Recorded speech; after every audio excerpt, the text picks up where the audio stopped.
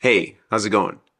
In this video, we will be looking at the reasons why corporate jobs are declining, not just in terms of a job availability, but also some of the reasons why the experience at working in corporate is also declining. While you're here, I wanted to recommend that you go to the link in the description below, and if you want to support the channel, click on that link and purchase our first official piece of merchandise for the channel. The merchandise is one product only right now, and it is a t-shirt, and that t-shirt has a unique graphic that was designed by me. Once this one single t-shirt is sold out, I will never print the graphic again, and you will be the only person in the entire world that owns it. A unique piece of tech industry analysis that you could take home and, even better, wear. So if you'd like to support the channel, make sure to go to the link in the description box below and get your t-shirt. If nothing else, make sure to hit subscribe. And now, on to the video. Thanks.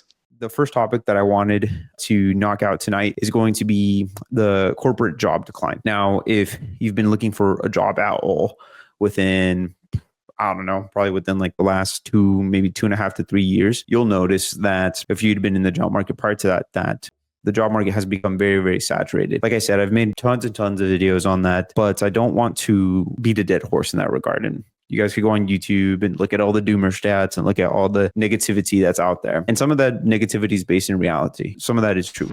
Getting driven by an Uber driver recently, and he was telling me that he was actually out of work as a tech professional. He'd been out of work for 7 months, that he had over 12 years of experience.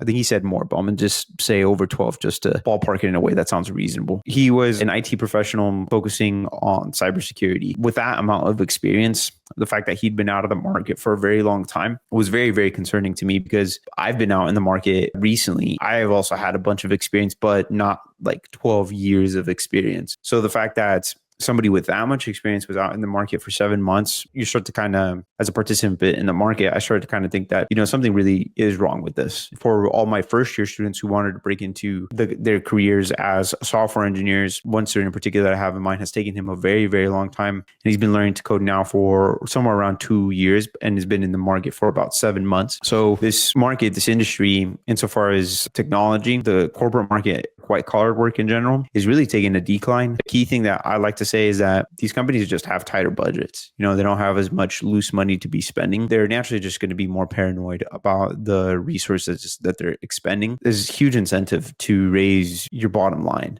eliminate as many inefficiencies as you can, and to be more profitable as a company. And there's kind of two ways that you could drive value. You can just spend less of the money that does come in, or drive more value so more money comes in. And I think that whatever focus there is on actually like generating value for a company, there's an equivocal, if not more of a focus on just where can we find inefficiencies, or where can we declare inefficiencies so that we could cut that and we don't have to have that expense. That effort of cutting expenses gets multiplied in a difficult economy, because it's not just difficult for the individual, it's also difficult for the businesses. The drive is so hard that even a successful business will drive to get rid of employees, right? So that is affecting the market. But there's also now, as time has gone on, I see a company like Microsoft, for example, there's a money chase right now for figuring out how to implement AI to effectively replace knowledge work. Regardless of if it's ready today or if it's ready tomorrow, these businesses are actively pushing to eliminate knowledge work. Knowledge work isn't just coding. Knowledge work is anything that you do behind a computer to get your job done. So that's essentially anybody that works in an office. So there really is a driving force to eliminate white collar work. That incentive is there. And the reason why that incentive, I think, is going to persist is because it's a natural incentive for business success. You're always going to think about, how can I do this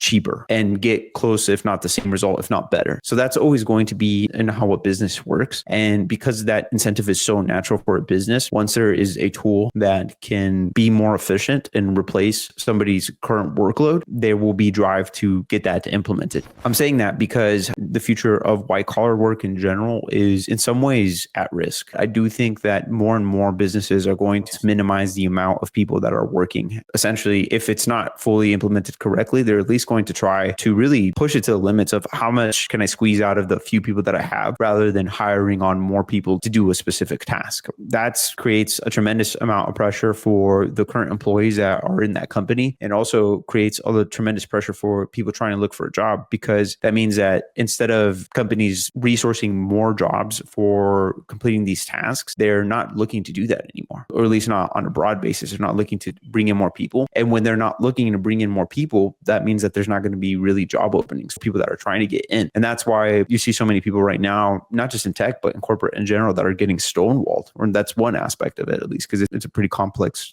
issue. In a lot of ways, kind of scary, right? Because people depend on the 9 to 5. I mean, you have multiple generations of Americans essentially being told that that is the way out. Like, that is what is stable in life, is to get a 9 to 5, you know? And I would say as millennials and Zers, we already understood that the whole boomer thing of like, hey, like be in a company for 80 years and then like retire. I think that was already out of the window, but I think in particular, older millennials still saw corporate as a stepping stone to everything that they're eventually trying to go for, right? And I just don't really see that staying strong. You're essentially, from a company's perspective, you as an employer are going to be consistently scrutinized. Efficiency check. There's just so much leverage on that side right now for companies to efficiency check employees, because there's 1,000 other people that could do that job, right?